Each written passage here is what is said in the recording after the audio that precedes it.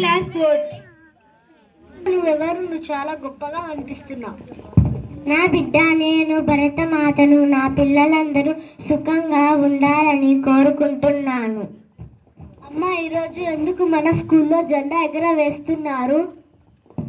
ఈరోజు గణతంత్ర దినోత్సవం. మన దేశానికి రాజ్యాంగం వచ్చిన రోజు. నేను మహాత్మా గాంధీ నిజం అహింసతోనే దేశానికి స్వేచ్ఛను తీసుకొచ్చాం.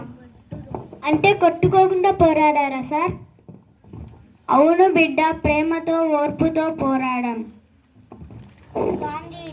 గాంధీజీ చెప్పిందే నిజం, కానీ స్వేచ్ఛ వచ్చిన తర్వాత చట్టాలు కూడా కావాలి.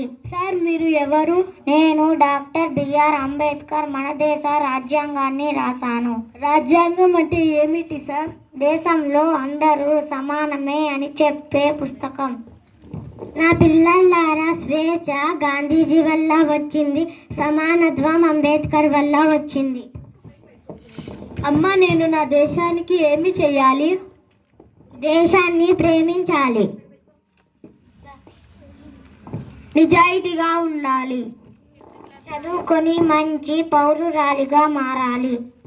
అమ్మ, నేను నా దేశాన్ని గర్వపడేలా చేస్తాను. అదే నాకు కావాల్సింది బిడ్డ. వందే మాతరం, భారత మాత.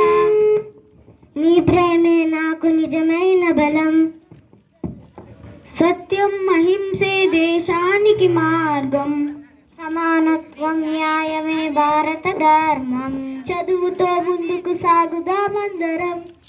జై హింద్, జై హింద్, జై హింద్.